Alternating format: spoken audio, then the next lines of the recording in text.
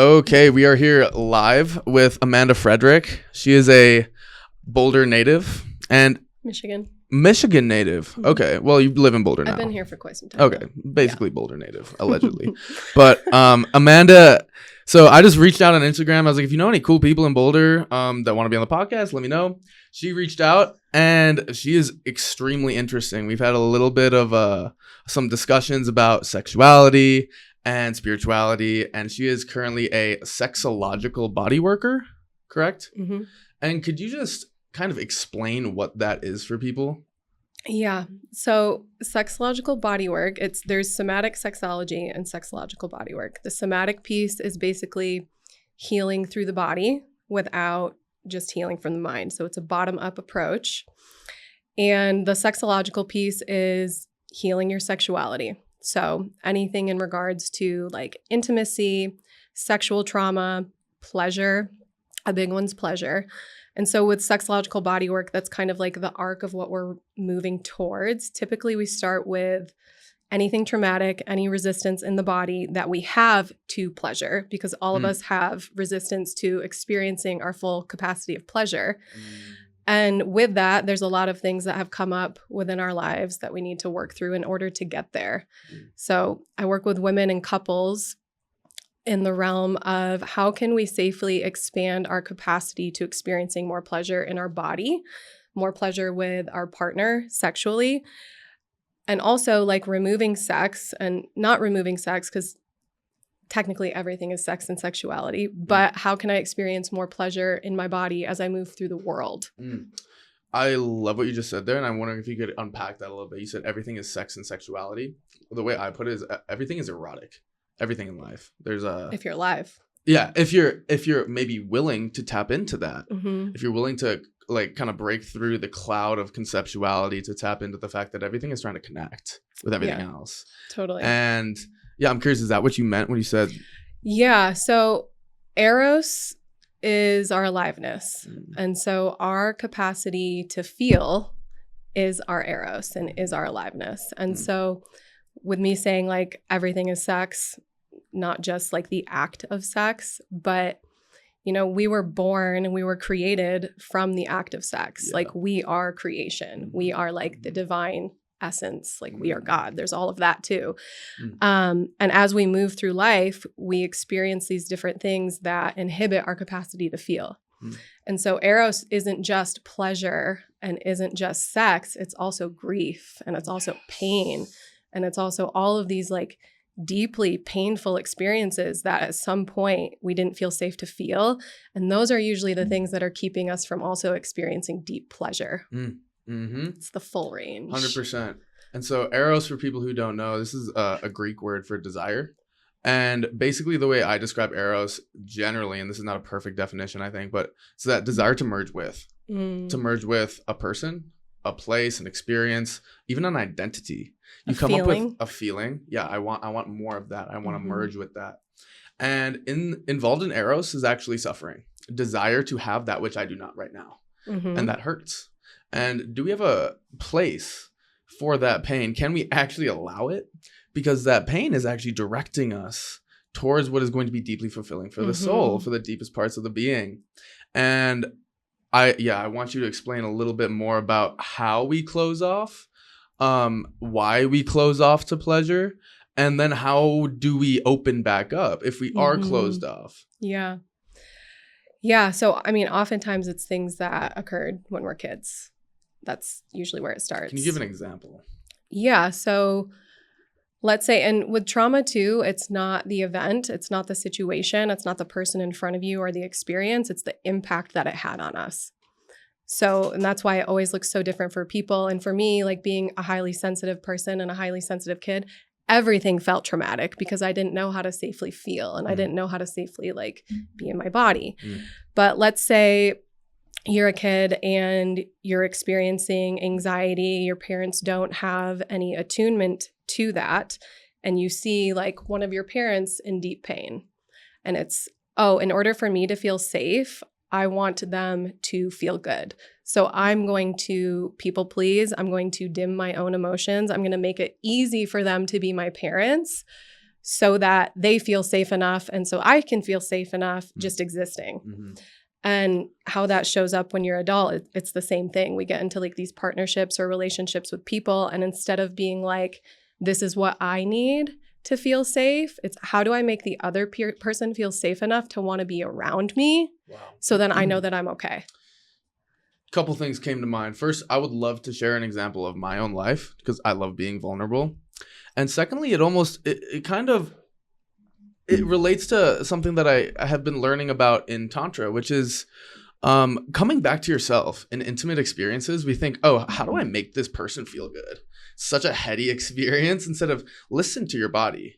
For me, in those shared, really intimate sexual experiences, you're connected. You can feel how they feel if you just tune into the subtlety of that in your body. And it's like, but when you think, how do I get them off? I don't know. That's when you tend to fuck things up and it's just not really clicking.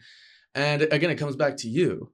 How do you feel good in yourself? And how do you show up for those people? Because again, everything is eros. Everything is erotic. Everything is sexual. So even in platonic relationships, there's this shared dynamic. Totally. Where how do I take care of this person? Because when they're taken care of, I feel better. It's that simple. It's like, listen to your body. We get so caught up in the heady and we disconnect ourselves from the inherent wisdom, like deep knowings that are just stored in the body. And the second thing I wanted to talk about, again, because I love being vulnerable, is my own trauma from my past, which I really didn't even label as trauma until I was in graduate school to become a therapist. And I was like, oh shit, that was crazy back then. I was like, I guess that probably had an impact. But so I grew up with two brothers, and I don't know how many specifics I want to get into, but my mom had a really hard time due to trying to take care of three kids, take us to, school, music lessons, karate, sports, everything, cook, clean. My dad also was working like 16 hours a day. He was a professor, a resident doctor, and a neurologist starting his own business. So he was cranking, yeah. And he even told me, like, he has cried to me saying, I wish I spent more time with you boys when you were growing up. And so he's like, I just thought that being a masculine role model was showing you how to work and like take care of the people you love like that. So we've had that conversation, and it's true. I mean, he can never get that time back. And it is something that was also the way of doing it too, exactly. Though. It's culturally conditioned. It's like, are you taking care of your family if you're not working your ass off? So again, there's no blame here from my perspective, but I left my mom with so much to do. And like, she couldn't rest. And she also, my belief is, maybe there is this conditioned sense of perfectionism again from the culture. How do you show up for your family as a mother? How do you take care of them? And that is oppressive and repressive of many things in her, and it led to these crazy outbursts where my dog would be under the kitchen table trembling because my mom was yelling at me and my brother so hard, and I'd be like, holy shit. And like, with the point where my mom would come home, me and my brother would be chilling watching TV, and we would be like, oh shit, mom, so what do we do? Do we go outside? Do we go downstairs? And so that was just life for me. Yeah, this was like, I want to say like middle school into high school, like beginning of high school. My mom, I love my mom to death. We've like talked about it a little bit. Things have gotten a lot better for her. The stress has lifted, but I see a lot of that actually as a result of patriarchy, as far as like, this culturally conditioned narrative that the wife does everything. And that's not fucking fair. This is a human being, same as my dad. And it's just, I think, again, that patriarchal kind of conditioning led to, oh, I'm not a good mom if I don't do everything. And that's not a realistic expectation, let's be honest. And it led to these crazy outbursts. And that led to this deep trauma, which, again, I didn't even recognize as trauma because it was just my life. I was like, I'm not going to say it. I almost don't want to make it real by calling it trauma. So normalized. What is? It was so normalized for you. Exactly. It was so normalized for me that I was just like, this is life and it is what it is. I'm just going to like, suck it up, to be honest. I was like, I have no choice. I didn't really have the tools to look at it. And over, a lot of years, a lot of meditation, a lot of mushrooms, end up like looking at these things and it brings out the tears of like, I get it now. Like, this is where I get the perspective on what happened with my mom. You can zoom out enough to see, oh, it's not personal in the way that I thought it was. Totally. But it led to this like dagger in my heart with the feminine, where I would just never felt like enough. I was like, why do I feel hated by somebody I love? And it's just like, I don't get it. And again, I'm like a, teenager, so I'm kind of a piece of shit at this point also. So it's like, I get it. My mom's like, trying to deal with 3 teenagers. Yeah. Teenage boys. But yeah, that was the beginning of my real deep feminine wounds. And actually, I would just love to share this a little bit more, because then I had more wounds with the feminine. In high school, I won't say anybody's names, but this girl kind of led me on for like 2 years. Oh, And more than that, actually. And I was always trying to chill. And she's like, oh, no, I'm busy, blah, blah, blah. And I was like, okay, and also I'm young. I'm kind of just infatuated with this person, first kind of real crush. I asked her out to to prom or whatever. She loved chicken nuggets, so I ended up getting her some Mickey D's nuggets and like proposed to her, and everyone thought it was hilarious. They loved it. We go to prom, we go to the after party, and I look over and she's making out with one of my good friends from the football team. And nobody had my back. Not any of my friends. And I go home and I just sob in my basement. Oh. And I just remember my dad, actually, he came downstairs and he didn't say anything to me. He just held me. And he didn't say a word. And I still remember that. Yeah. And so I had that happen to me. And then like within the next year, I'm dating this other girl. Sort of dating, sort of seeing, it's loose. But it's obvious that I'm seeing her and people know that. And then the same dude cheats, basically hooks up with that girl. And I'm like, what the fuck is going on? And this is like my first experiences with the feminine. And I'm like, I'm clearly not enough. I see the evidence. My mom fucking hates me. Yeah. These chicks just don't want me. What the fuck is wrong with me? Yeah. And this was so deeply conditioned in me. That pain is what made me who I am today. Playgirl, the body, the look. Where do you think it came from? It's because I fucking hated myself for so long. And it's like I now see that these wounds are healing through the relationships that I have with different women now. And realizing, wait, maybe I'm not just like completely no value. Maybe I am enough for the feminine. I don't know. And I just wanted to share that with people who are like, I don't know, just want to peek into my life. And I think, again, there's a place for the pain. I would not turn it away for the world. I'm so thankful that I had all that, because it made me who I am. It gave me the drive to really explore myself and to find healing. And I think I am lucky in the sense that I was able to find a way to really heal myself. And I think it's obviously the path is still going, but I have made quite a bit of progress. And so yeah, again, opening to pleasure as a path of healing. I would love for you to just go in on that. What does that mean? Like, you mean you can't just take Xanax and heal yourself? No, it might feel that way for a little bit, but you're likely numbing a lot of it. Yeah. So first, looking at like what your relationship to pleasure is, because most of us see pleasure as, it's something that you experience for sex, or it's orgasm, but it's not. It's so much more. And sensuality for me has always been a big piece of this, and I do think that that's also a big piece for a lot of women that I work with, men too. But can you explain what sensuality is? Yeah, actually? So sensuality is just a deep experience of being in your body and your senses. That's what it is. So anything involving like touch, taste, hearing. So for me, it's like if I'm at home and my Venus is in Taurus, so I'm just like a slut for sensuality. I'm like, I want the good food, the good drinks. The temperature in my house needs to be nice. I want a cozy blanket, some music on, and incense, just like everything with all of the senses.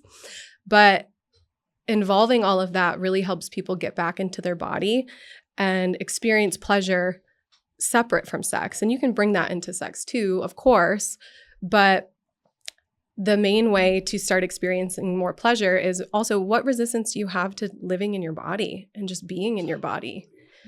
And that's the main place that I start with people, because so many of us are living just here or here. In the mind or dissociated. Yeah. So really allowing people to get back into their body, start to notice what they notice from that place, deepening and rooting into that, and creating a foundation of like, wow, it feels safe to be in my body. Yeah. And from that place, once you're safe, it's like, okay, what would feel good? Yeah. So the way I put it is like the body that's our doorway to pleasure, to good feeling, to joy, to love. Actually, you feel it in the body, you don't feel it in the mind. You feel love in your head. I don't. Sometimes you do, I guess. You but can think about it, but it's a fraction of what's possible in the full somatic experience of something like love. And I think a lot of people, especially like in therapy, I see clients that are like, I feel like I'm missing something. I feel like I can't really feel like this life. And I think that is because if you want to open to the love in your body, you have to open to the pain first and the trauma that's also in your body. Yep. And that's it reminds the gateway. me, exactly, it's the gateway. And it reminds me of Dante's Inferno, where I believe like to get out of hell, you got to crawl through Satan's mouth. You got to do the thing you don't want to do. Yeah. And the obstacle is the way. Where is that thing? What's that traumatic memory? Where does it live in your body? Can I hold that?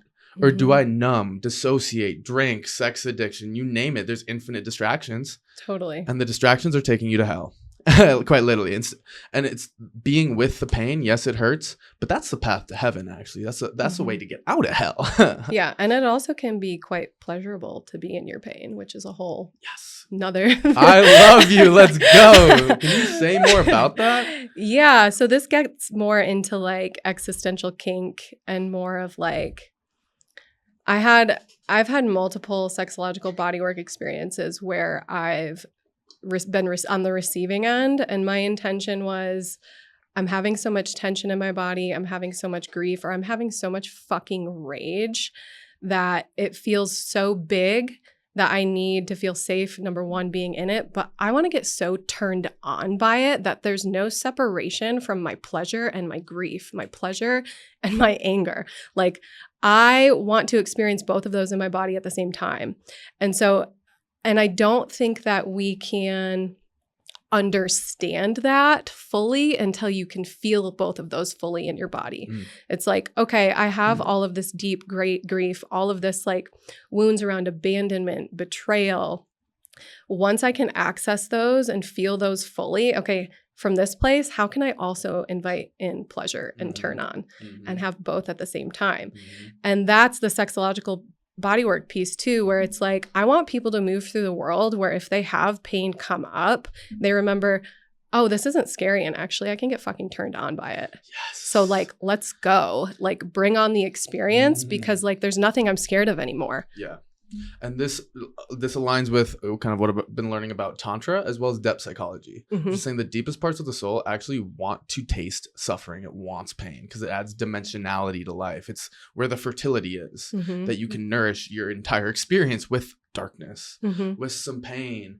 And also from a meditative lens, I've found that when we resist any experience, meaning we say, I don't like this, get it away from me, this is not what I want, it's not how I want my life to go. When we resist, we separate ourselves. And that means pain. When we resist pain, say, fuck, it's here. And now what do I do with it? Get it out of here. That's resistance. And we're actually separating from that pain. You're rejecting a part of yourself. Exactly. Yeah. And no matter what the pain, no matter what the trauma, emotional, physical, whatever, if we can learn to open to it and actually to connect with that pain, yes, we're in contact with that pain. And it's real. We're in it. But at the same time, you're also in contact with a sense of actually pleasantness, just the joy and the pleasantness of just being connected, actually, of not being fragmented anymore.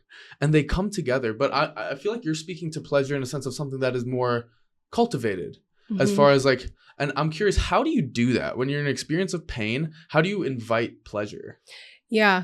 Well, there's also just this natural flow of things where if you've touched your grief and your pain so deeply, the next layer is going to be peace. And like typically too, so men have an easier time accessing their anger. Women have an easier time accessing grief. That's just how we've been conditioned. So oftentimes it's really supportive for men to work with their grief and for women to work with their anger because these are the parts of ourselves that we've been rejecting more of. And so like working with women, when we work with the anger piece, there's this really fucking cool thing that happens where you just like rage until you start to feel that energetic shift in your body. And maybe you'll go into a little bit of sadness, but the natural flow of energy cracks you open so much that your access to pleasure is so much wider and so much bigger after you've touched on that.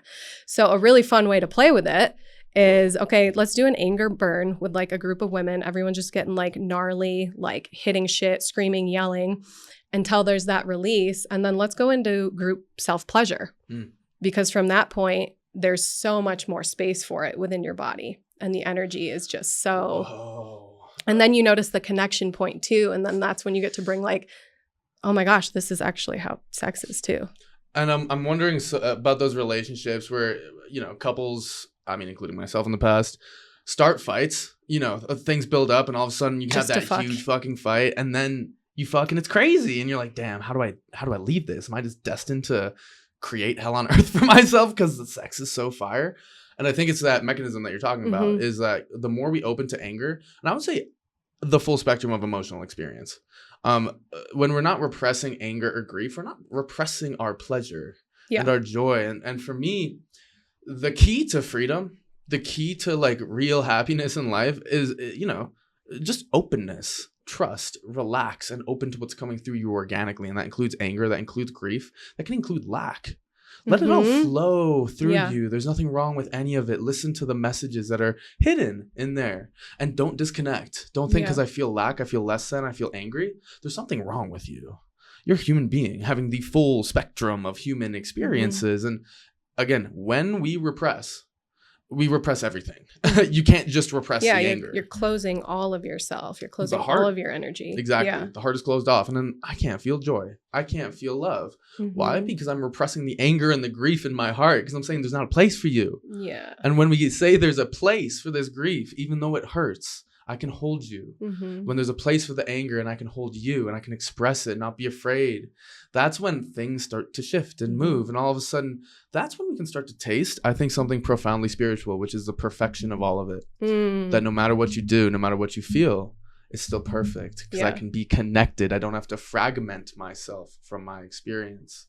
And I just also, I was thinking, what a interesting like container to have this like rage portal open up and then into self-pleasure type shit. Again, seems very, I mean, like heaven on earth type stuff, kind of tantric in a way, but just very different than the dark feminine. Yeah. Dark feminine. Okay, there we go. Very different than the conditioned narrative, the conditioned belief of what is real, what is acceptable, what is right. And I want to open this up to a bigger topic about sex and spirituality, and potentially just maybe the repression and oppression of sexuality and thus spirituality in our culture right now. In our culture right now, in the world that seems so real and normal, what if it was actually repressing you intentionally or unintentionally, who knows? But if it was actually trying to keep you small, trying to keep you actually in pain. Yeah. And so I'm curious if you could speak to that. First, the first bit I think is really important, which is what is the link between the sexuality, and obviously not just the act of sex, but the erotic, eros. What is the role of desire and sexuality in spirituality? Yeah. Well, one of my favorite quotes too is like, and a lot of people have said this now too, is like, I'm loving finding God in all the places I was told that I couldn't. And sex is one of them. And, your sexuality is not just sex. Your sexuality is how you move through the world. It's how you orient yourself. It's how you resource. It's your creative energy. It's, especially for the feminine, the masculine too. But like a lot of times that's like our guiding force. It's like, okay, what do I desire? Not just with sex, but what do I desire for myself? What do I desire in this moment? Like what idea turns me on? What do I want to move towards? That to me is all sexuality. And you can place that in the context too of like being with another person and having sex. And then expanding on that, it's like the spirituality piece. It's like God placed these desires within me and within my body and on this path to move towards this because this is mine. Like this is for me and this is sacred. Amen. And there's a reason that it's here. There's a reason I'm feeling so turned on by it. Otherwise it wouldn't be here. Like, and because of that, it's never wrong. And that's our resistance to it. Our resistance comes from the conditioning, whether that's from church, our parents, the way that we were raised, past partners, the world as it is right now. It's like what are they going to think of me if this is what turns me on? Yeah. What are they going to think of me if this is what I'm moving towards? And who do I have to become to actually move towards that in an authentic way? Who do I have to be to claim that? Totally. And the way I put it, it's like your heart and what you desire is actively, it seems like pulling you towards your highest timeline. Totally. It's pulling you towards the most pleasure. And it's saying, please, please, please open, allow it. I want you to trust us. have this. I want you to have this. And we say, no, no, no, not me. Couldn't be. Couldn't be. I'm just little old me. It's like, and I think, again, I think we need to make just designate that the world we're living in right now, it seems so real. It's just, this is just the way things are. And we feel it in our being as far as like, things that are wrong sexually. Mm-hmm. And the thing is, that's a conditioned experience. It's not objectively wrong. It's not objectively wrong. We think and thus feel and experience it as wrong because of the conditioned conceptual stories of good, bad, right, wrong, and the oppressive, manipulative nature of, let's just say, certain religious organizations that are conditioning our worldview. Yeah. And what we think is real. And past pain that we've experienced too, because that can also just create shame, which none of us want to feel shame most of the time. Totally. So we avoid feeling it by not allowing ourselves to experience the thing that we actually want. So shame that we want a certain thing. Yeah. Like people that are like gay and hiding that and feel ashamed through conditioning. Obviously that's changing. Or like, I want world, this weird thing sort of. Sexually. It's like kinky and super taboo. Yeah. But so like, instead of asking for that or exploring that, I'm going to resist it because it causes me to close in on myself and experience shame. And it's like, I think Marcus Aurelius said the obstacle is the way. Mm-hmm. That thing that you want that you can't do, you can't let out. That's where your liberation is. That's where your liberation is. And that's actually the path to your highest timeline. Mm-hmm. It's like a video game. You think there's going to be no bosses in this life? You have to fight some bosses sometimes. And that's going to be the shame, the guilt. I don't know. Is this me? Mm-hmm. Listen to the heart. The heart already knows. Again, the body, the intuition's already there, of who you are, who you're destined to be. And I want to just touch on this point again that you said, our desires, where did they come from? From the Buddhist lens, they'd say there's no real self here that you can ever find.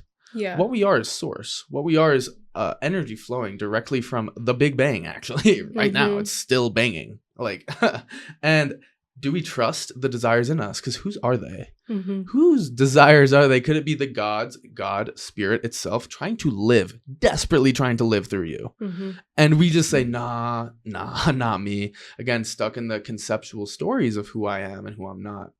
Say, oh, no, Ben has that weird kinky desire. That's weird. Ben, don't be weird. And it's like, instead you can just open up. This is God trying to live, trying to fuck. Yeah. Trying to like. Weird is sacred. Exactly. And can we recognize that sacredness in us? And it really, it's not like anything. I mean, it is extremely profound actually, but it's not difficult. It's just a recognition of like, oh wait, I am sacred. This form. This is an expression of all of creation in the physical universe and beyond. And nothing I could ever desire, nothing I could ever want, as long as it is safe and not impending on anyone else's safety, could ever be wrong. Ever. Yeah. Ever. I mean, in a very zoomed out lens, I mean, this is a very, probably not a popular perspective, but it depends how far you zoom out. Even the ethical concerns of right and wrong, at a certain level, they're empty too. And no one get any crazy ideas. Obviously, ethics are essential for a good life. I will say that for certainty. And for living in a body. But really, just when we break through the conditioning, we start to ask the question, what isn't conditioned? And like, that's a question I really encourage people to ask. What isn't conditioned? Like even this identity of Ben. Conditioned because my parents said so, and they gave me this name, and everyone says Ben. Does that make me Ben? Or is that just a conditioned story, actually? What am I below that? And again, you might tap into the void if you're lucky, and that's a really potent place to be. But I want to tap back into your sexologist, right? Sex. Yeah, so somatic sexologist, intimacy coach, sexological bodywork, just a whole. And so can you just tell people briefly sort of what you do in these sexology sessions? Like, yeah. So in my containers, I typically, if I'm working with I typically work with women. I've worked with men before too, but now I typically work with women or couples. And so a lot of women come to me wanting to be more sensual, or they're wanting to come to me and have a different experience with sex, or they're wanting to come to me and they're just like, I don't know what feels good anymore. Like, I don't even know what my joy is. Or they're like, I want to be more authentic and I don't know who that is. So typically we start with like all of the resistance towards that. So it's like, what tension are you holding in your body? What beliefs are you holding? What childhood trauma have you not processed and metabolized that's keeping you from knowing what these things are? Because I don't actually know, only you know, but I'm going to support you in finding that through yourself. So typically starting there, and then gradually moving more towards, okay, now we've had more of an opening. We've created more safety in our body to understand who we are and what is true for us, what feels good on the like outer sexual layer. Let's go more into the sexual layer. And once we get there, there's typically a little bit more trauma. Every single person has some flavor of sexual trauma, whether or not you've experienced it during sex, outside of sex, all the conditioning, we all have it. And so working with that layer to then be like, okay, from this point, how do I actually build more pleasure in my body? And so with the sexological bodywork piece, it's a slow burn to get there unless I've already worked with them for quite a bit. And then I have them on like a massage table, totally naked, hands on, hands in, one-way touch, releasing tension anywhere in the body. Can be like genital touch, internal work as well. And then once they're feeling more open, it's the pleasure piece. Okay, so let's build so much pleasure in your system that your new natural state is just one of pleasure, that you are able to like connect and tap into, you know, whether it's just pleasure in your body, whether it's full body orgasm, an energetic orgasm, orgasm through breathing, whatever it is, in the context of sex, to experience first and foremost with yourself. And then from that piece, it's like, okay, how do we bring this into a sexual experience? So like when I work with couples, it's finding whatever mismatches they have with arousal and desire and sex and creating more of an opening for both of them to feel safe, both giving and receiving pleasure. And understanding your partner enough to know that it's likely not going to be the same as it is for you. And understanding your partner's own trauma enough to understand that when it's coming up, okay, maybe this is the point that we need to do a little bit more resourcing before we edge into more pleasure. So first, so you are like giving people a sexual experience when they're on this massage table, sort of? It can be. There is no expectation ever, and there is no like, when I have somebody on my table, I'm always saying there is no expectation we ever have to get anywhere. There does not need to be a specific outcome. This time is for you. Your body is going to be the one that's guiding us. And it's whatever is alive in the moment. That's what we get to work with. If we work our way towards orgasm or ecstatic blissful pleasure, that is more than welcome. Like, that is safe. You are allowed to experience that. So we can get there. It doesn't always happen. A lot of times it does, but I can also guide people through a sexual experience over Zoom as well, like just with energy and all of that without any hands-on. It totally depends on the person. It depends on what's alive within them and any resistance, and also where their body is wanting to go that day. Because sometimes I'll have like a pleasure session scheduled, and I think both of us are like, oh, this is going to be so dope. And it's always dope, but sometimes it's deep grief that comes up while we're in the experience of even potential orgasm. Like, oftentimes there's so much grief and pain with the experience of orgasm, and that's sex in general too, right? Like that comes up a lot, even if you've done a ton of this work and you have these blissful orgasms. Oftentimes too, you don't know that that's what's going to be alive after you have one. And that's the really beautiful thing too of being in that space of, wow, I've had all of this pleasure, and it's almost the grief of, oh my God, I didn't know this was possible. The recognition that we've been missing out on a completely transformative, beautiful, awe-inspiring element of life. And again, the conditioned perspective that we have on sexuality is that we're moving towards orgasm. That's the goal. And I like what you said in your work. And I think, again, this is what I'm learning with Tantra, is actually when you don't have a goal in an Mhm. intimate sexual experience, that's when the most beautiful things come up organically. Totally. And we're like, oh, and I think, again, just touching on sexual trauma for men, I mean, it can be as simple as you can't get hard. You Mhm. can't Can't get hard. You can't last. can't make your you can't- partner yeah. come. You can't get them off. Yep. And then you're like, what the fuck is wrong with me? Am I even a man? And this can be Mhm. such a deep point of shame. Mm-hmm. Shame in my ability to be a fucking man for somebody I care about, somebody I might really love. Yeah. And how do you express that, especially to other guys? How do you express that? I mean, you're a trained professional. I'm a therapist. So like we hear things You're also like a this. trained professional. Exactly. I guess we could call myself professional. I think. I guess. Yeah, sure. I'll take that. But just realizing, like you said about trauma is not how intense your suffering is. Well, it sort of is, but it's dependent on your interpretation of experience. And your body. And your body. So it's like if you know, I mean, if you can't get hard and you're like, well, it is what it is. Shouldn't have drank so much whiskey or whatever the fuck. But if you take it personally and you interpret it as I'm not a good man, I'm not a good lover, that can lead to something traumatic where then there is shame in the sexual experience of a man where then you're trying too hard to get your partner off, and it's just like pop. And pop, you're in like your head the whole time. You're not even in your body. Exactly, you're in your head. You're not in your body, and if you're not in your body, you can't get them off, and it's just this feedback loop. And it's I think just even saying that is. That's what I was just gonna say is having the courage to voice the experience too with your partner, because oftentimes that's what creates the space to get turned on and hard again. Exactly. And I will say also, just guys, if you're listening to this and be like, how do I stay hard though? Like, semen retention. Look it up on Google. It's a like a Taoist technique.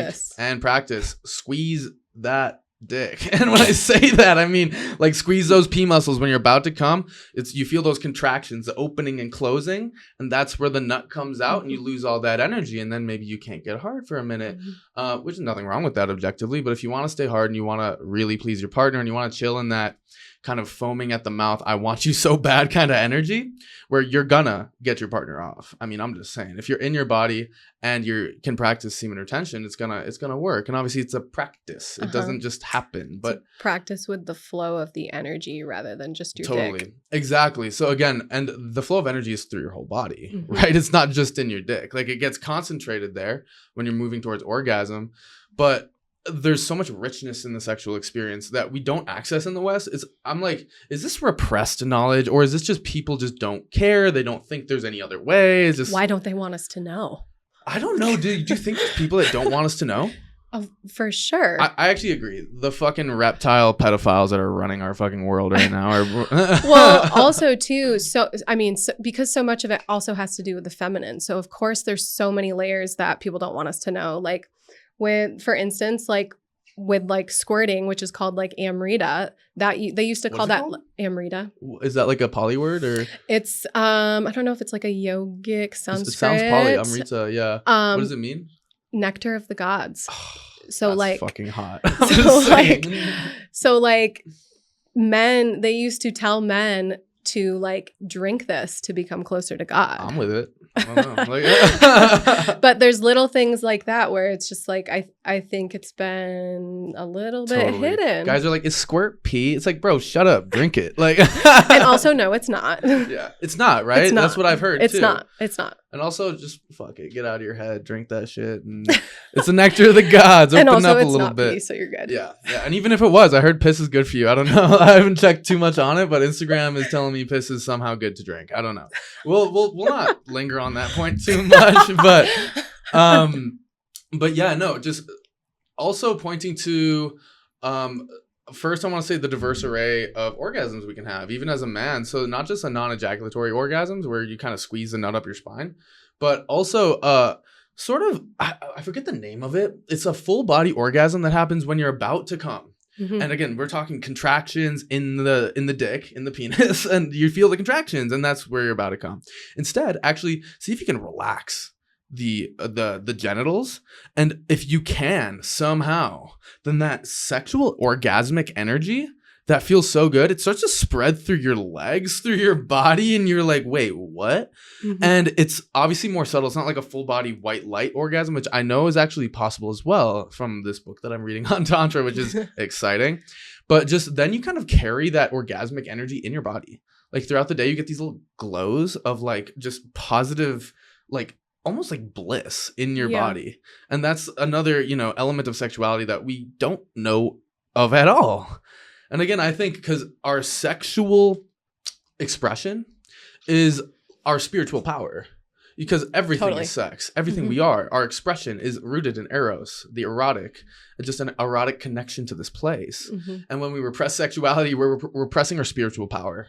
And when we open to our sexuality, we're opening to the full flow of the spiritual power that's actually already coming through you. It seems like a lot of people deny their eros, their desires. And when you do that, you put a kink in the hose of the erotic, of the desires that are coming through you. And it's like creation's like, oh, they're not down? Fuck them.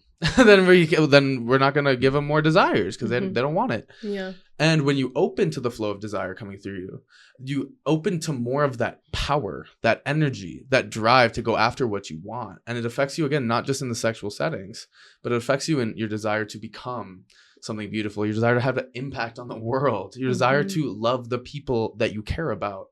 You can perform better when you are opening to those desires. And that's the thing. There's nothing wrong with that. Yeah. It's limitless. And when we repress any of the desires, we're going to have just less energy. And I think that's something that people should really understand about sexuality is it's kind of all encompassing. Like you said, life is sex. It is the erotic. It is this kind of like everything's foreplay is what it seems like. Totally. Everything. Totally. The little glance you have with somebody at the gym, the taking somebody out to dinner, like it's all you're kind of playing in that energy. And you can start to step into it a little more, recognizing this isn't just life. It makes this it so erotic. Fun and playful too. And then everything starts to feel safe too. And it's like nothing's off limits. And you don't get to experience like those little moments of connection and those little glimpses of like sacred and your own desires if you're closing yourself off at all. And recognizing, like, I think a lot of guys, people in general, it's like we shrink around like desire a lot of the time. Like, oh, I really have this eros for this person. I don't know what it is about them, but I like really want them. And then you can have that shame or that part of you that shrinks and says, but who am I? They won't like me. They won't like me. And just recognize, that's just a voice in your head, really.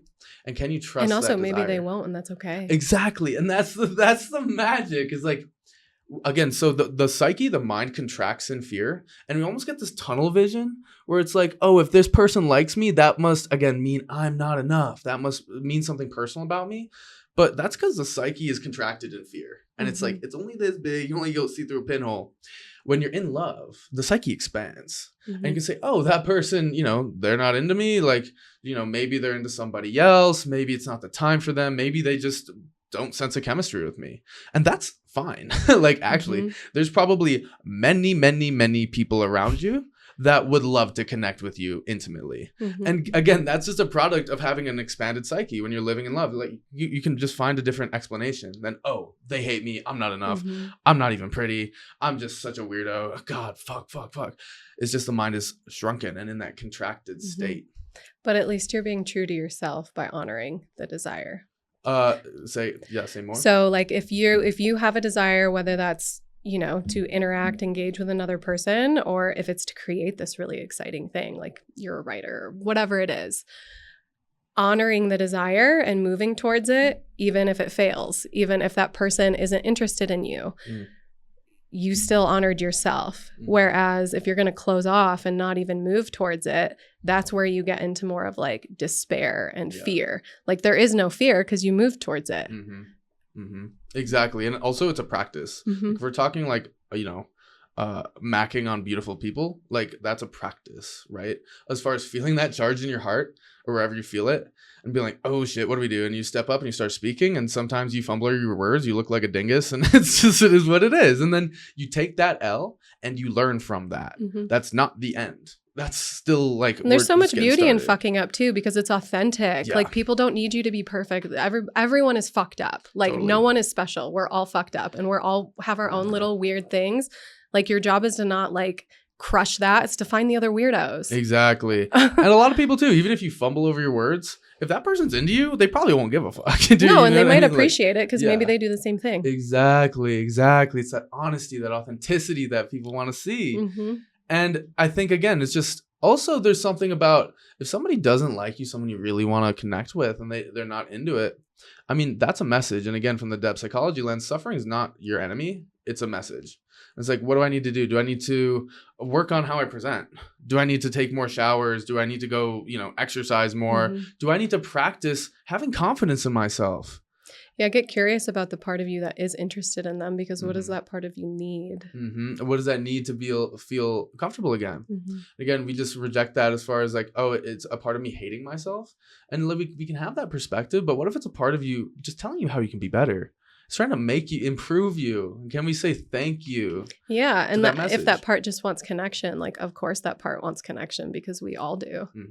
Exactly. And you still get to have that. And for me, when I was so wounded with the feminine earlier in my life, I would try to convince myself I didn't want connection. I've like just so through all the trauma, I just turned into like extremely heavy avoidant attachment style for like quite a long time, actually.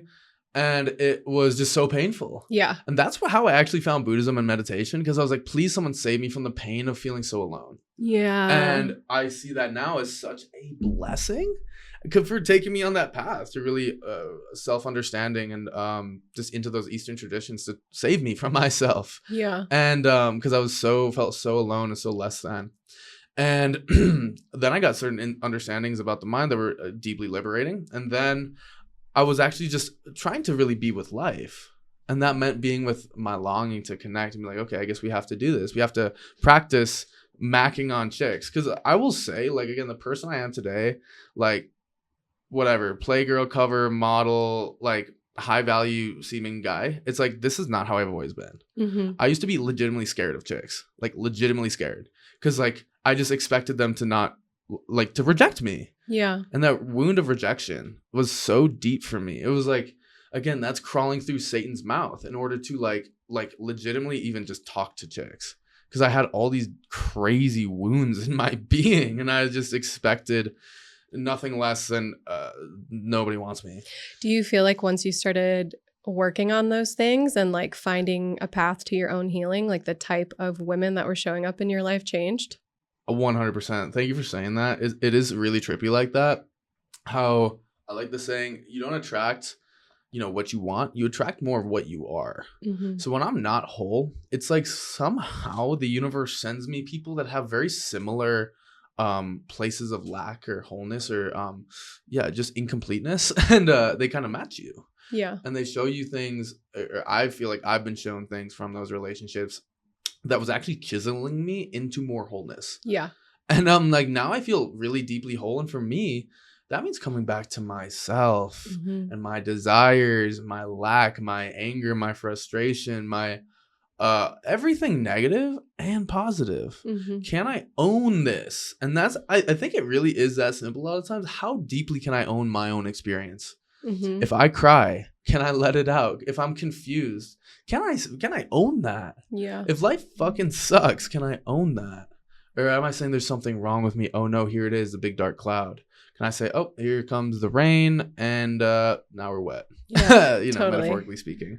So I want to touch on something we talked about on the phone as well, which was this concept of, what do you call them? Intimate blueprints? They're called the erotic blueprints. Erotic blueprints. Alexa sleep. Yeah. So I did not create them. I'm just aware of them. And I feel like they're a great tool to like understanding your own desire and your pathway to arousal and your connection to sex. And throughout the years too, mine have changed. Like yours can change. There's 5 different ones. There's energetic, which energetic is like the longing or the spaciousness. So like for me too, if I'm on a bodywork table and somebody has their hand like 5 feet above me, like I can feel it. That's the energetic. Can everybody feel it? Not if you're not energetic. I think to a certain extent, you can grow within that. I don't think everyone has like the same into energy and capacity for that, but you can grow into any of them. The next one is sensual. So like I said before, anything with the senses. So like really slow touch or like feathers or like anything that's going to ignite your senses in a different way. It can be sound, smells. And then there's kinky, which is just anything taboo. So it can be psychological, it can be things with the body. It doesn't have to be like in the traditional sense of like whips and chains and being tied up. That's kinky too, but it can also just be like something that feels really taboo for you or your partner. Mm-hmm. And then there's the sexual, which is just like straight physical act of fucking or having sex. That's just like the main like super physical one. And then there is shapeshifter, which is like you can flow between any of them or all of them a little bit. And you typically have like an arc of moving through the different blueprints. Mm-hmm.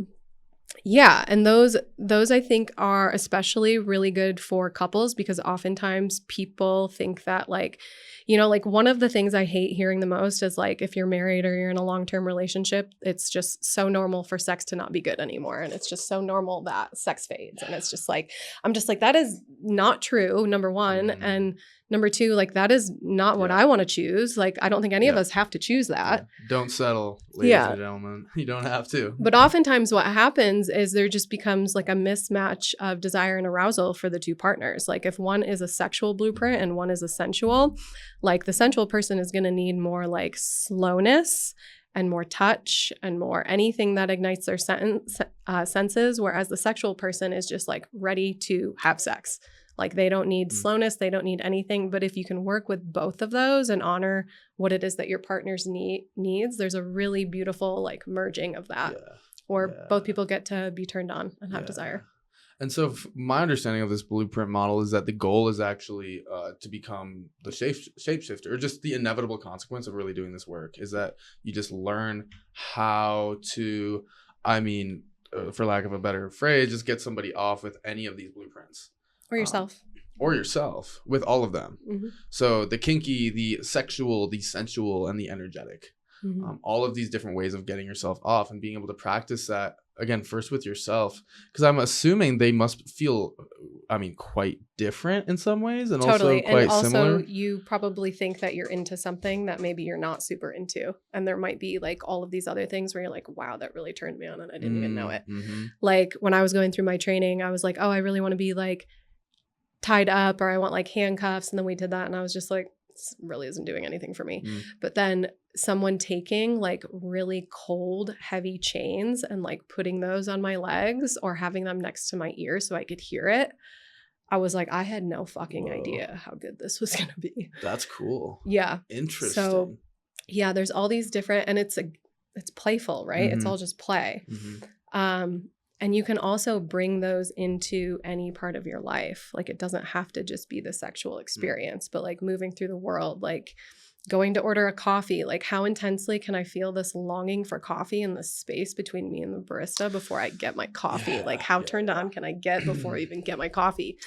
Yeah. I love that you said that. Like just the example of, we can be turned on by like getting that coffee. And what I've said for a while, it's kind of been a joke for me, but it's really actually pretty true, is I get turned on not sexually but erotically, sensually, by eating delicious fruit. Oh, totally. When I see a perfectly ripe mango, fruit's very sexual though. Fruit is very sexual. Yeah, like, you've seen the inside of a strawberry an apple, like any of these things. So the banana is a phallus. Like, bro, like this whole play, it's a cosmoerotic existence. Is what I call it. I think Mark Gaffney, at least I heard that term from him. But so I feel like almost dirty sometimes. Like sometimes I'm like, in peach season out here in Colorado, those Palisade peaches, just when they're just so big and so ripe, like literally you just hold them and the skin is breaking and you're like, baby girl, get in my mouth. And just, it's literally dripping down my face. And I'm like looking around because I'm like, this is should I be doing this in public? I don't know, but it's like I have that erotic longing. It's very sensual. It's very sensual. It is. And it's also like you have to slow down enough to be able to have that experience. Mm-hmm. And also when you're in it, you're just like, I fucking hope everybody eats a peach like this. Yeah. It's almost like I black out, and it's like it reminds me of really good sex. It's almost like pupils dilate, I start foaming at the mouth, and I'm just gone. And it's like, that's heat. That's what I'm talking about. I think that's a spirituality piece too, though. That's like the finding God in sexual experiences that may not even be sex. Huh. Can you say more to that? I think when you slow down enough to be so deeply in an experience, so like with eating the peach, like it's you and the peach, but it's also just like all of the sensations, like that to me is so much of spirituality. And that's like finding God in every single moment. Losing the separate self because we are merging with another. There's no you in the traditional sense. And that's like, that happens with flow states when we're merging with an activity that happens obviously sexually. I mean, that's a flow state activity if we're, really into it.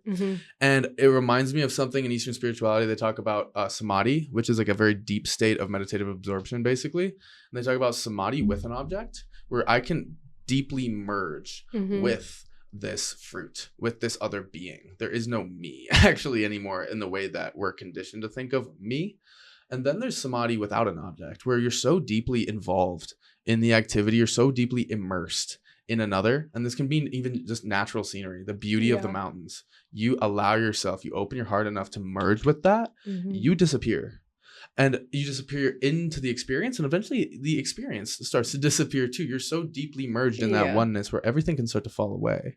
And you can see the fabricated nature of any sense of separation. And so that's where I think we get to really dip our toes into the deeply mystical experiences that are possible through just opening up to the erotic. And again, eros, erotic, it's, the same root of word. And listening to those desires.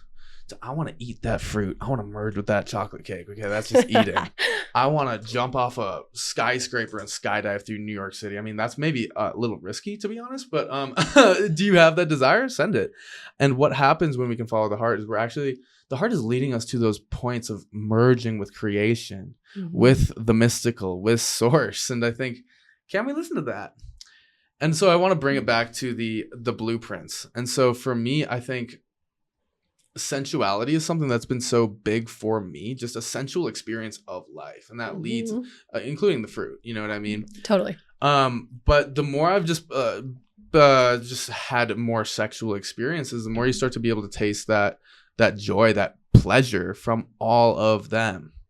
And it's like you start to open up to the richness and the diversity of the sexual world when you're able to sit in that and listen to the subtle energetics of your body. What do you like? And again, if you're living in the head, it's just, I want to fuck and I want to come. And I mean, that's basically can be what it gets reduced to. And there's such a fantasy land of experience that's available to us when we can just start to listen to the subtle energetics of the body. And again, like you said, that's where the pleasure is and that's where the pain is. And the more I get on this path, the more I start to see at a certain intensity, it seems like pleasure and pain start to merge, actually. They start to become one thing. And I'm curious if you could speak a little bit to that in your experience. With pleasure and pain? Yeah. Yeah, I've had a few different like personal experiences where I was able to feel like all of the pain in my heart from like anything I experienced in the past while also being in pleasure.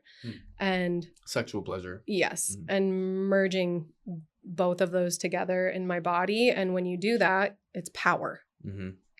And so I think pain and pleasure together is your power. Whoa. And I also think too, like you can have that experience just in your waking life, just you can have it in your dreams too, but you can have it during a sexual experience. Like, because when you're in the act of sex or sensuality and you're with somebody else that's holding the space for you, if you're feminine or if you're the feminine holding it for the man, the masculine, you're opening up so much that there's so much space for pain to come in and out while you're in pleasure, which oftentimes too, that's why there can be sexual experiences where grief comes up, or there's sadness, or people can shift more into like anger. And that's all totally normal. It's like, how can I be with this and how can I play with this while I'm still in pleasure? Where does this want to move? How does this want to express? And understanding too that it obviously takes you being with a safe person that is able to also like hold that and be with that with you. But I think that's when sex turns into a whole different thing. It's no longer sex. Like that is a spiritual experience for me.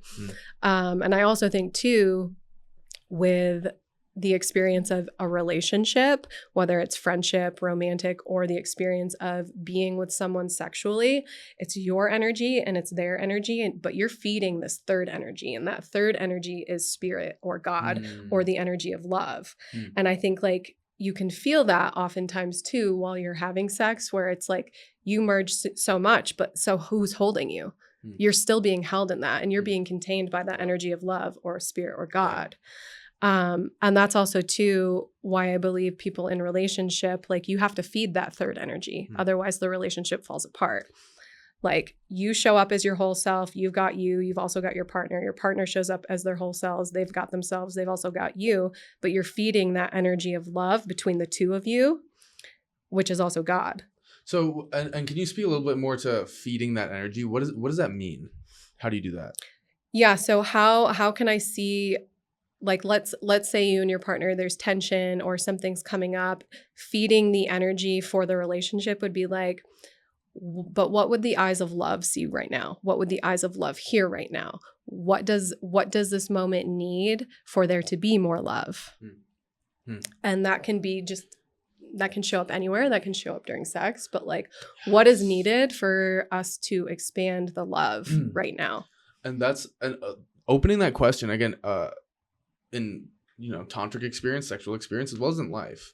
What does it look like to actually love this moment? And again, when you're in a sexual experience without a goal, when I'm not just ramming somebody to try to make them come or try to make myself come, can you just sit with like a half flaccid dick and just own that? Yeah. And own that energy and own the beauty in that, actually. And allow yourself to be seen. To be seen in that. And again, not needing to just merge into the sexual initially. Can I allow it when there's a lull in the sexual experience? Can I allow that? Or am I like, fuck, this isn't going well. Let's fix this. Yeah. Can I allow that? And can I actually invite in some energy of worship? And play and worship too, where it's like I can be, half hard or whatever, and it can still be hot as fuck. You know what I mean? It just depends how deeply do you own it? How deeply do you own the lulls in the sexual experience? And we can apply that again because the sexual experience is a microcosm for everything in life. As we keep saying, this is a cosmoerotic existence, everything. So when we have that ability to relax and to love the lulls, the breaks, or just the unpleasantness maybe, or the monotony of life, exactly, then can we love that in the sexual experience? And because if we can learn to, that's great practice for applying that to your life. Can I love this moment when I'm just waiting in line and I'm kind of late for work? And actually, can I love this? Can I love the sound of the birds chirping in the sun on my skin, even though I'm late for work and this coffee barista is taking forever and keeps messing up my drink? And that's the thing. It's an open question. And it's only for you to decide. And that's the thing. It just, for me, it's noticing what happens if I say, nah, this isn't okay. Fuck this barista's trash. What's the impact? Just being honest and being tuning into your body. How do you feel when you hold that story? Versus what if I say, this is okay. This is all part of the path for today. This is all part of the plan. And I am deeply in love with this place, no matter how it shows up for me. Just like our partner and our lover or lovers. And you can say, no matter how they show up for me, this is enough. You are enough. I'm going to choose love. I'm going to choose love. And how healing can that be when somebody is vulnerable and you love them regardless? That's what we're talking about. I know, it makes me emotional. That's what I'm saying. And it's not just another person, it's yourself. When I show up in a weird way, I'm getting chills. When I show up and I'm less than I want to be, can I love that? And I'll say yes, you can, but it's a choice. To say, I accept myself as I am, regardless of the weird shit, the confusion, the sense of lack. I'm still enough. Fuck, I have to be. Like, really, I have no choice. And that's the thing. If you tune into your experience, you see, it's mostly my resistance that really fucking hurts. Life, yes, it hurts. Those are messages. But when we resist anything, we are amplifying our suffering. And the question is, can I love this? Can I let down the resistance to anything that's going on in my life? Anything. Recognizing even if it hurts, that's part of the path. Because again, like I said earlier, I would not be who I am. I would not be, and I love myself right now. I really do. It's taken a lot of work, but I love who I've become. I would not be this person if I was not crippled with pain. I mean, crippled, like to the point I couldn't get out of bed. I was so depressed. Like I barely graduated undergrad because I like couldn't go to class. I hated myself so much. I was so dissociated and disconnected. I couldn't speak to people because I didn't hear what they said. I was so just, I didn't want to be with my own experience. Yeah. And now I look back and I say, thank you for all that pain that made me look for answers, for all that pain that forced me to heal myself. I feel so thankful the angels blessed me with that. The opportunity to figure out you're enough. Exactly. And that's the thing. We look at hard times as if it's just, there's something wrong. Why did life fuck me like this? Like that's, sorry to be harsh, but it's like we have that perspective. Yeah. Victimhood. Why is this happening to me? Why is this happening? This is not okay. And just recognize that resistance is making it worse. That when something good is about to come. Exactly. How do I get excited about this? And how do I get turned on by the fact that right now life feels fucking hard? Yeah. Can you allow yourself to get fucked by life? Because it's trying to fuck you. Exactly. Can you open to that? And that there's a really deep correlation that I found between so pain and pleasure for me. Where I first really tapped into that was running ultra marathons, which is that makes sense. Sounds painful for me. It really Where did you hurts. find the pleasure? So that's the thing. It's like the pain is there when you're just. I did one in Aspen called the Power 4, and it's a 50K, and that is 10,000 feet up and 10,000 feet down. So you're going up and down all 4 ski resorts in Aspen, and it fucking hurts. I mean, this year I killed my time, if I'm being honest, by like an hour. So I'm just gonna say that, shout out. But the first year I did it, I remember how much pain I was in. Like, okay, your whole body's chafing, my quads are cramping, my feet are like on fire and hurt. I'm falling apart. I'm like eating shit on the trail. I'm like, yo, this sucks. But I'm like, at the same time, I'm not going to be the one to dip on this. I'm not getting a did not finish. Absolutely not. So I'm like not going to accept defeat.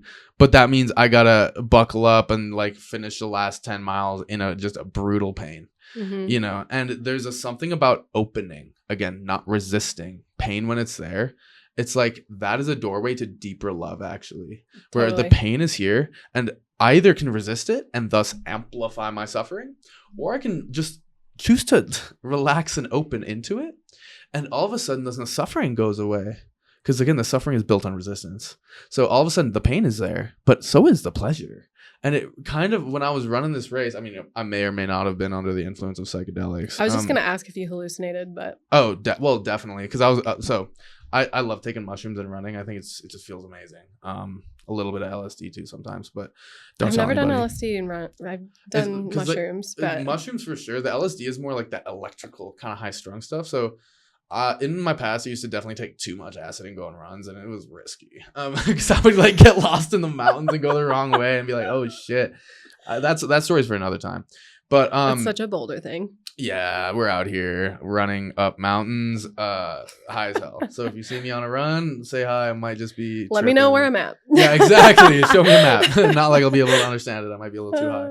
But anyway, so like an image came to me actually of like the Christ and the metaphorical story of the crucifixion, where it's like again this person, human being, if you want to call him that, whatever Christ was, takes that pain of humanity to be crucified as actually maybe a portal into deeper love, deeper union with God through learning how do you open to that? How do you open to that divine union of love and pain? Recognizing at a certain intensity, they start to blur and become one thing. And that's where, again, the ultras showed me that, but I think it also exists in obviously the sexual experience. Some people like pain. Some people like it to hurt. And again, is that wrong? No. And for me, I like life to hurt, actually. It's like, again, based on my, traumatizing background, which again is a gift to me. So shout out mom, I love you. Shout out dad, I love you. I'm just saying, I do. And but at the same time, can we recognize that pain is a gift to open you to actually a deeper understanding of love, something that isn't so dualistic and black and white. Recognizing, oh, I can step into both right now. And for me, it's like no matter what you do, life is gonna hurt. You can never avoid that. Never. This isn't a truth. I mean, Buddhism talks about it. This is just a tradition I know I'm most familiar with. But they say that actually it's an inescapable fact of life the suffering is here. And there's no way to escape it. No matter how much money you make, no matter how many friends you have, no matter how much security. It's part of being a human. And actually, the reason that we suffer is because the soul craves it. And I know that to be true from my experience. Like, if we're just in this traditionally Buddhist enlightened state where suffering is no more, I will say, I mean, obviously there's levels to it and different interpretations of what enlightenment is. In my past, I've been able to let go of so much in meditative states and experiences living at Zen centers and ashrams in India. You come to this really radical peace and clarity. And it's so much more beautiful than actually the waking world where the mind is so busy and there's so much going on. Because the busy mind is just actually unpleasant. It actually is just suffering. It's just the mind is inherently pleasant when it's simple. And I was able to tap into something so profound just through those 2 years of like deep practice and being like, I just want to get enlightened, whatever the fuck that means. And then after a while, I was like, this is really nice. Do I just keep going for more of this goodness? And I will tell you, it is a pleasantness that you can't touch in normal waking consciousness. You have only through a radically simple mind. Yeah. Can you kind of touch that? But then my soul was like, is that all you want? Is pleasantness? Are you really sure? Is that all that you want? And for me, I was like, I want to get in this life. I want to live in the theatrical dramas of this place. And I want to taste some fucking pain. Yeah. Because it tastes so good. And it's an avenue to more love. And I think, again, that's what a lot of people, even spiritually speaking, don't understand. Or maybe it's all part of their path. I would say that's more of a valid explanation. Is like, I just want to end this suffering. How do we figure that out? Especially people on the Buddhist path. I just want to end this suffering. Just asking the question, what does that mean? What is freedom? Because you can have freedom from desire, freedom from eros. Because in traditional Theravadan Buddhism, desire is the root cause of suffering. And I would say actually desire is suffering, like real time right now. So if you let go of desire, if you find freedom from desire, the suffering fades completely too. But again, is that all that you want? Because there's another flavor of freedom that is desire within your suffering, or basically freedom within your desire, where I'm free to actually be swept away by the current of my desires. And for me, you might be intrigued where you end up when you're swept away by that current. And that means sexual desire. That also means desire to become. The desire to look a certain way. That's not bad. Again, we have this conditioning too that says like, oh, physical beauty is that's superficial. And I think it is. If that's the only dimension of beauty you have access to, then you're limiting yourself, obviously. But it's clearly an element of it. You know what I mean? Totally. We're human. We're in the flesh. I also think too, like the fun thing with desire is there's obviously so much of ego plays into desire, and none of it's wrong. Like there's our like primal desire, and a lot of even things with sex are very much ego. But then it's also like, what does my soul actually desire for me? Real quick, how do you distinguish ego from soul? So ego is there is right and wrong. Ego believes there is a right and a wrong. And ego believes there's more of like urgency around an experience and around what it is that we desire. And it's usually connected to our body is ego.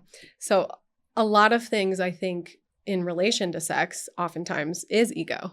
But that doesn't make it wrong. Like we are human and we're here to experience those too. I think the difference of like when I connect to my soul's desires, I have to connect to my body, and I also have to connect to something greater than me.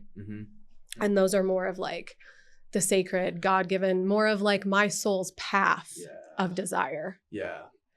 And for me, because I've wondered what is soul, because this term is used, in religious context and psychological context.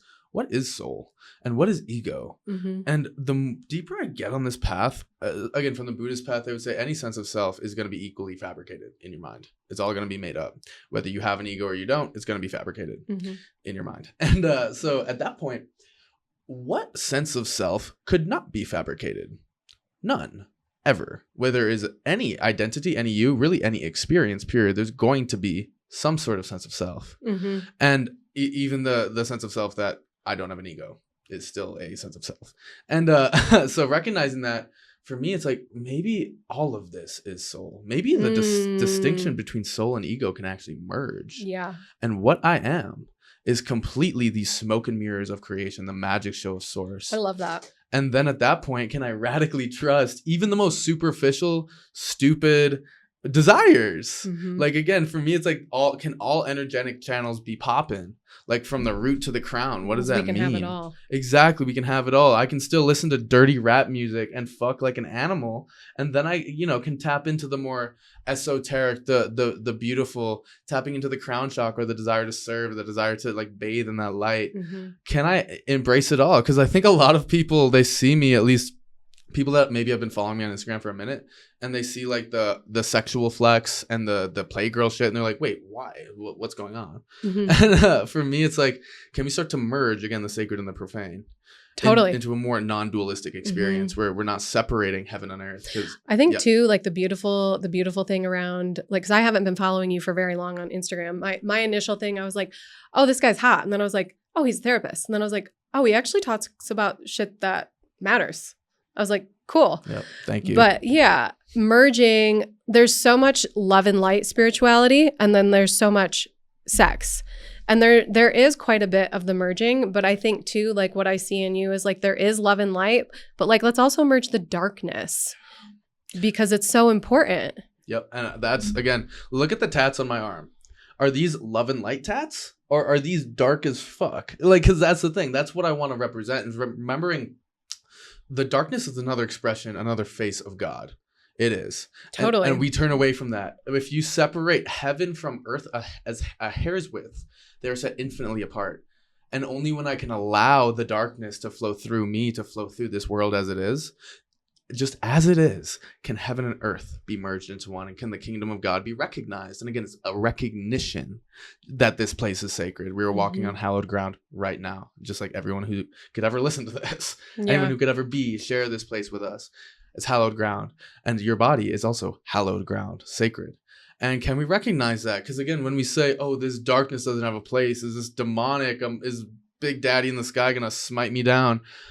Fear of the kingdom, fear of divinity flowing through all of us is actually like we fear creation, and then we separate ourselves from it. And again, what happens when we don't? What happens when we don't? And this reminds me of Tantra. And again, Tantra is not just sexual. Tantra is a way of being. So there's like Hindu Tantra, there is Vajrayana Tibetan Tantra. And in Tibetan tantric ceremonies, they will do things like eat human flesh and drink out of legitimate skull cups, drink alcohol, and these are monks. So why do they do this? And it's because actually in my opinion, to actually merge the sacred and the profane. Because again, where do we separate ourselves from heaven and earth? Where to say, no, that can't be okay. And again, how can we apply that to our lives to see, where am I separating heaven and earth? Where am I making a designation between the light and the dark? Because at an ultimate level, they start to blend and merge. You see, again, the darkness in my own life. Thank you. Just like, I hope anyone can listen and maybe reflect on the darkest periods of their lives. And if you made it out, then I'm sure it gave you some direction. Totally. I'm sure it made you different than you were before. It's part of your becoming. Exactly. And that's another face of light. That's like the maternal, paternal energies that are trying to help you grow. It's your shadow. And there's nothing wrong with the shadow. I have, so this tattoo, it's for the goddess Inanna, who's the goddess of the underworld. Show it to camera. What is it? Inanna. She's the goddess of the underworld. So she goes into the underworld because her husband has her sister there, I believe. And so she has to go through the 7 stages of the underworld. And each stage she has to take a piece of clothing off until finally she's at the end and she's totally naked, which represents vulnerability. And she gets there and he had killed her sister.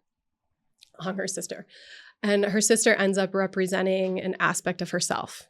And she finally becomes incredibly vulnerable with who she is, and her job is to bring heaven back to earth from the underworld and to be of service to her community. But the only way to do it is to leave something valuable behind. So she leaves her husband, and then she comes back to earth to be of service. Sick.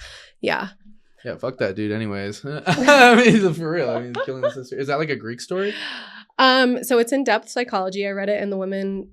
It's Sumerian. She's a Sumerian goddess. Whoa. It's in The Women That Run with the Wolves, and I think it's in Mother to Maiden as well. It's in cool. Yeah. That's such a cool story, and I think and it makes me a huge piece of my becoming. I see that. You sure. got it Yeah. tatted. Yeah. And I think, again, I just want to highlight the impact of these stories. Like, it's impacted you. Like, so many of these little anecdotes and these stories have transformed us. Because in depth psychology, they say what we are is actually an expression of the imaginal. Everything that we are. Yeah. And Buddhism would say, again, it's fabricated. So everything is going to be an imaginal experience.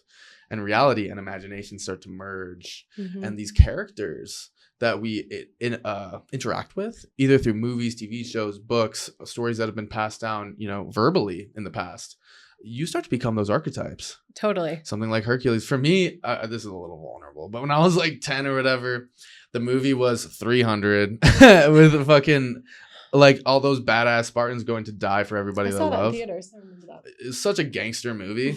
And I just remember I was like so young and I was just standing in front of the TV show and all these dudes are fucking jacked. And I just remember I'm just doing curls because I'm like, I'm going to be fucking Leonidas someday. And I really feel that archetype as far as someone willing to die for those that they love. The strong masculine willing to sacrifice like that. It's become such a big part of me. And I'm like, so again, these stories, these movies, whatever you're consuming, just be careful about what you consume because you will start to become those imaginal archetypes because that's, again, everything that we are. And yeah, so again, archetypes that are open, confident, archetypes that are repressed and oppressed. These things ripple through us, whether we know it or not. And that's why I love depth psychology. And me too. I don't have too much time right now. I would love to wrap up with what is an authentic expression of sexuality and what is sexual healing in your eyes, in your mind? Yeah, sexual healing is healing on the sexual level. So moving through any resistance you have to showing up in an authentic way sexually. So wherever that's showing up in your body. So healing all the past versions of you, healing any childhood stuff, healing any trauma that you've experienced.